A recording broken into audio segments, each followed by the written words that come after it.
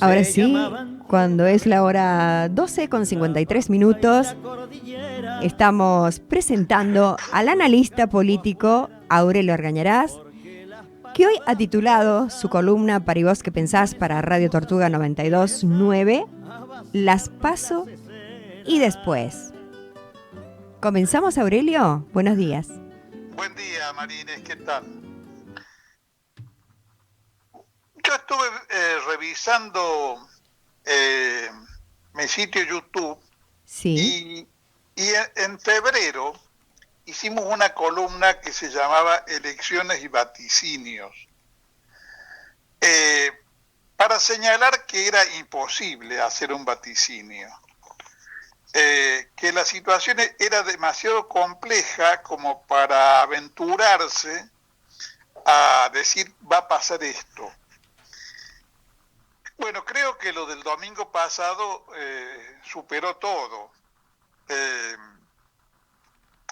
Sabemos que Milei nadie previó que fuese el ganador de las elecciones, y menos aún eh, cosas tan asombrosas como el porcentaje de votos que obtuvo, por ejemplo, en Salta y en Mendoza, donde anduvo muy cerca del 50%. Entonces, ahora, curiosamente, creo que a pesar de esos resultados, tampoco se puede prever qué es lo que va a pasar en octubre. En otro marco, un candidato que hubiera tenido este nivel de votación, de apoyo, eh, y además que se presenta como un candidato nuevo, como un candidato en ascenso, bueno, creo que la elección próxima estaría cantada, pero no es así. Yo estoy convencido de que no es así. No estoy con esto diciendo que va a ser de otra manera. Estoy diciendo simplemente que el grado de incerteza sobre lo que van a ser los resultados de octubre y si las hay de las PASO es muy, muy grande. Y que, digamos, en realidad eh, vaticinar o apostar y pasaría a formar parte de un juego de azar, como puede ser ir al casino y jugar a un número. Claro. Eh, ¿Por qué razón? Y porque en el voto a Milei hay un ingrediente muy alto, inclusive el propio Milei hace suya la consigna de alguna manera, aunque por supuesto se excluye de esa consigna, de que se vayan todos. Eh, y curiosamente, bueno, si uno evoca lo que fue la consigna de que se vayan todos en el 2001, que concluyó además, se ha dicho de paso, en que no se fue nadie, Se quedaron eh, todos. pero que las cosas cambiaron. Después Sí. de eso vino Néstor Kirchner y un periodo que, bueno, no vamos a analizar de nuevo acá, lo hemos hecho miles de veces. Pero, eh, digamos, así como en las elecciones del 2003, donde salió elegido por un margen muy pequeño de votos Néstor Kirchner, eh, bueno, había alguna presunción respecto de a dónde quería ir la sociedad argentina, y podía uno pensar que lo que estaba ocurriendo es que la sociedad argentina buscaba un candidato que encarnara sus deseos. Acá tampoco ocurre eso. Y tampoco ocurre eso porque el programa de Milei es un programa explícito. Y yo me atrevería a decir que nadie lo votó por lo que Milei propone, salvo la demagógica consigna de que él va a ser el que liquide la casta. Pero la sociedad argentina, y eso está, creo, suficientemente clara, no quiere terminar con 150 años de educación gratuita, laica y obligatoria. Algo que estableció la ley 1420 en 1884. O sea, hace casi 150 años, durante el primer gobierno del general Roca. Nadie puede, además, buscar que con esa desaparición de la escuela pública, que es lo que propone mi ley, varios miles o centenares de miles, mejor dicho, de niños dejen de tener una merienda diaria en la escuela. Digamos, hay un cálculo que me lanzaron, que no he podido corroborar, pero que habría alrededor de 3 millones de niños que meriendan o comen en la escuela, y que esa provisión para las familias y los niños, obviamente, es crucial en un cuadro en el cual muchas familias no pueden asegurarle a los niños la cena. Yo creo que nadie ha votado para que esa situación desaparezca, y coloquemos a esos 3 millones de niños en el desamparo. Tampoco creo que nadie haya votado para que desaparezca la salud pública. Nosotros tenemos un sistema de salud pública muy deteriorado, que, digamos, es una pálida sombra de lo que construyó los primeros gobiernos del general Perón, Santiago Carrillo, el gran ministro de Salud Pública de Perón, donde la Argentina tenía uno de los sistemas sanitarios públicos más avanzados del mundo, más integrados del mundo, y apuesto a que era el mejor de América Latina. Pero sin ir tan lejos, basta recordar, y hace muy pocos años que hemos pasado por la pandemia, que si no tuviéramos un Estado presente en el tema de salud pública, la población argentina no habría recibido las vacunas gratuitas pagadas por el Estado. Basta imaginarse lo que hubiera sido la pandemia si el país era gobernado por Milei, para entrar en el reino del espanto.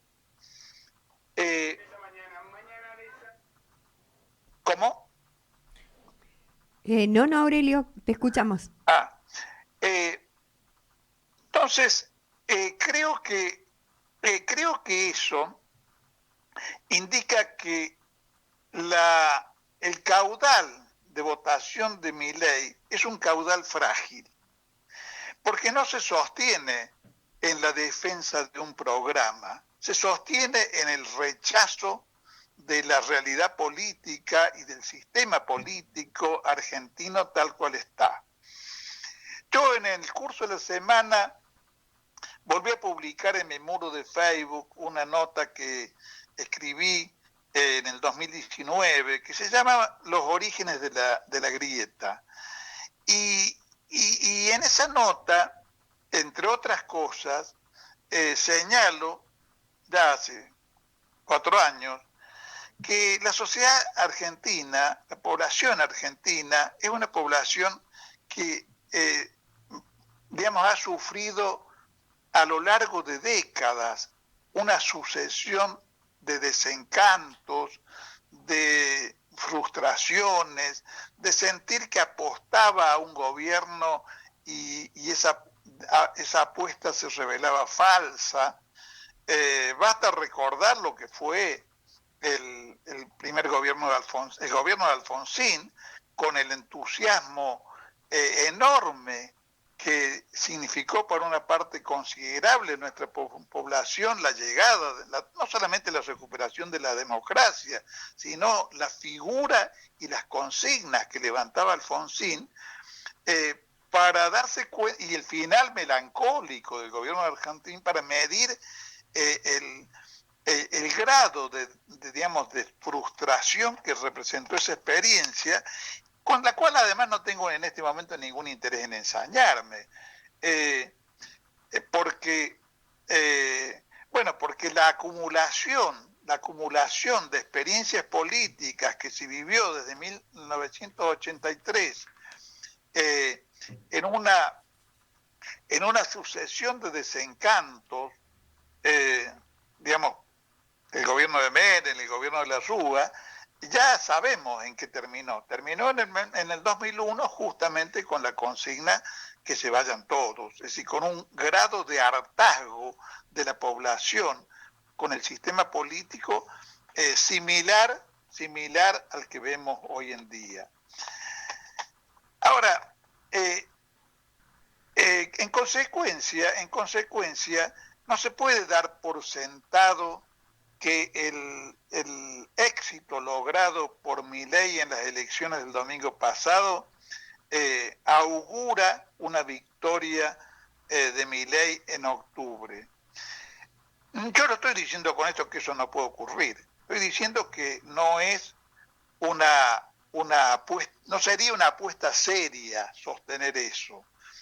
Y que dado el hecho de que existe una contradicción entre los deseos de la sociedad argentina y las propuestas que hace Milei, es probable, y que además algunas de sus propuestas son directamente espantosas, como es por ejemplo el cierre del sistema público de enseñanza, el cierre del sistema de salud pública de enseñanza, el cierre del CONICET, con la desgracia que acompañaría el país de desmantelamiento de todo el sistema científico y demás, para darse cuenta de que es muy probable, no tenemos cómo medirlo, pero es muy probable que a esta hora, después de haberlo votado, haya una cantidad de gente espantada con su propia decisión del domingo pasado. Así que, digamos, he visto por allí pronosticadores frívolos sugiriendo que la gente cuando le gusta votar ganador. A la gente le gusta votar. Esa frase no es una frase falsa, pero es una frase que tiene que ser relativizada. Si el electorado advierte, o una parte del electorado advierte que lo que quiso ser una protesta contra el sistema político, que es difícil de defender, el sistema político, el sistema partidario argentino, está muy descalificado ante los ojos de la opinión pública y con buenas razones. Creo que si la gente advierte que ese rechazo significa, en términos concretos, caminar hacia el abismo, por lo menos una parte de los que lo votaron es muy probable que lo abandonen. Y no sería extraño que veamos en las elecciones de octubre un retroceso electoral de Milei. No sería extraño, yo no me aventuro más allá de decir eso, que no sería extraño. Ahora, si medimos los resultados concretos, creo que el gran derrotado de las elecciones pasadas es Juntos por el Cambio, porque ha quedado en una situación en la cual lo que era su principal promesa, el cambio, es una expectativa que se ha desplazado hacia Milei. En este momento el cambio con relación a los gobiernos nacional populares, limitados, contradictorios, débiles que hemos tenido, pero que responden a esa orientación, el cambio ya no lo está representando Juntos por el Cambio, lo está representando Milei. La triunfadora en la interna de Juntos por el Cambio, curiosamente y trágicamente para ellos, es la persona que más se parece a Milei. Es la que fungía de halcón dentro de la interna de Juntos por el Cambio.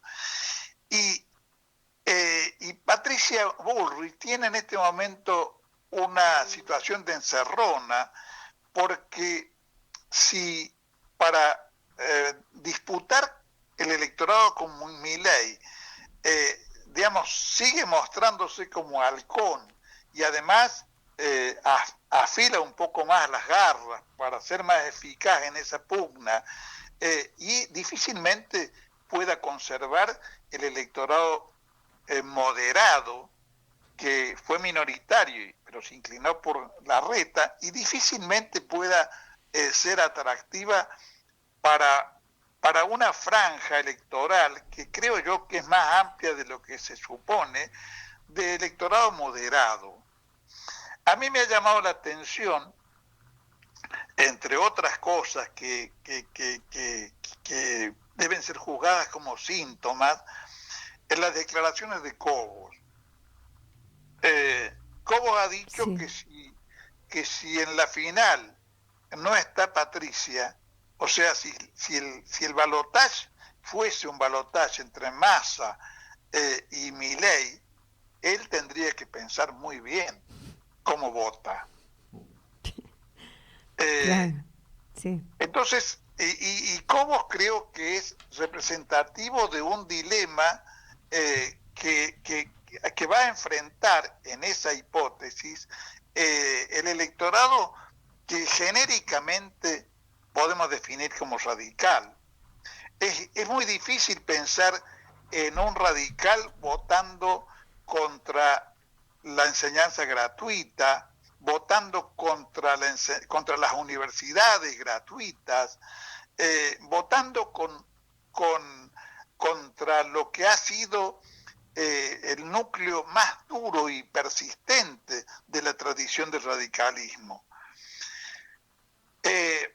Entonces, bueno, esa situación de una eventualidad en la cual en las elecciones de octubre crezcan a costa de Juntos por el Cambio, Milei, y se fortalezca la candidatura de Massa Rossi, y en consecuencia el balotaje sea un balotaje entre Massa Rossi y Milei, realmente es una coyuntura que va a crispar los nervios del electorado radical, y que podría generar una aproximación electoral en los hechos o por medio de acuerdos que le cierren el camino a Milei. Vamos a ver, creo que en este momento están todas las monedas en el aire. Sí.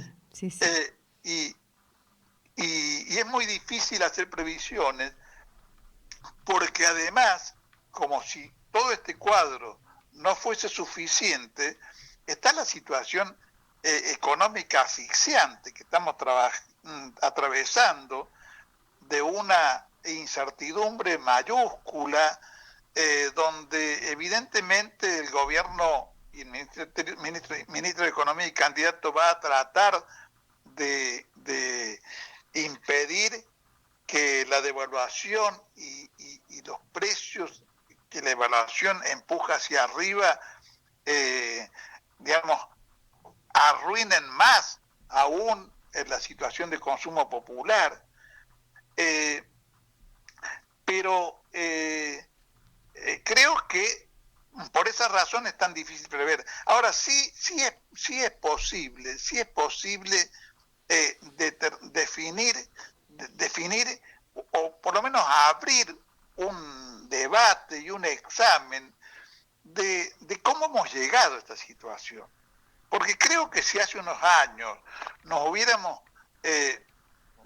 alguien nos hubiera dicho que un personaje como Milei, de dudoso equilibrio salud psicológica, iba a estar aspirando a la presidencia de la República, lo hubiéramos mirado con un poco de extrañeza al que hubiera afirmado esa tesitura. Y bueno, y hoy lo estamos viviendo. Sí. Y creo que lo estamos viviendo porque no solamente hay un distanciamiento entre las cúpulas políticas, los sistemas partidarios y el electorado y las grandes mayorías que no se sienten representadas ni interpretadas por nadie, sino que incluso eso se expresa también en otros ámbitos como un distanciamiento, una falta de sentido de la realidad o de pérdida del sentido de la realidad por parte de las élites intelectuales del campo progresista. Porque en este cuadro dramático de la vida argentina, con una deuda impagable ante el Fondo Monetario, con un 40% de población en condición de pobreza, con una proliferación de los comedores populares y los merenderos que da una muestra cabal de la hondura del drama del país, y casi suena a ridículo o algo parecido, que la élite intelectual del país, del campo progresista, podamos verla a veces concentrada en problemas como el lenguaje inclusivo, como si ese problema fuera un problema, importante de la realidad del país. Y tomando resoluciones como la que ha tomado hace un tiempo la Universidad de Córdoba, de que ese debe ser el lenguaje en que se expresa el mundo universitario, de una manera muy alocada, porque ese lenguaje, aún en esas condiciones, va a ser solamente un lenguaje de gueto, porque las grandes mayorías, las grandes masas, los miles y miles de comerciantes, de trabajadores, de desocupados y demás, miran ese tipo de preocupaciones de la élite intelectual como esta gente vive en otro planeta. Entonces es hora también de que la intelectualidad del país, ponga los pies en la tierra y busque establecer un vínculo sólido con la realidad del país, a lo mejor alertada, como ocurre actualmente, por la amenaza de este desequilibrado de cerrar el CONICET. Pero el mundo universitario hace mucho tiempo que está desentendido del país, que vive en una especie de isla democrática pobre, porque los presupuestos universitarios no han creado una universidad que disponga de amplios recursos, pero que está ensimismada, como no estaba ensimismada la universidad de la década del 70, de fines del 60 y principios del 70, que está ensimismada en su propia problemática y en problemas como este, que realmente solamente preocupan a una ínfima minoría. Y no estoy en contra de esto.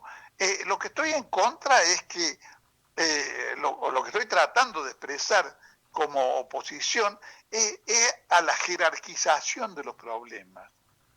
Es hora de que la élite intelectual del país y la élite política del país jerarquice los problemas y ponga y establezca establezca una prioridad centrada en los problemas que afectan no a minorías que son respetables, sino, y que deben ser atendidas, sino a las grandes mayorías. Porque no podemos ocuparnos tan exquisitamente de los problemas que afligen a las minorías y mirar para otro lado con relación al drama social de las mayorías populares del país. Bueno, Aurelio, muy interesante, pero muy interesante tu análisis. Te agradecemos mucho. Gracias, María Inés, a ustedes. Hasta el sábado que viene. Hasta el sábado. Que no distinguen errores ni entran en la discusión pensando que la nación es asunto de doctores. Si quiere ver un tilingo, métase un rato en un bar y escúchelos conversar de huelgas y obreros vagos, y no pagan ni su trago si el dueño no quiere fiar.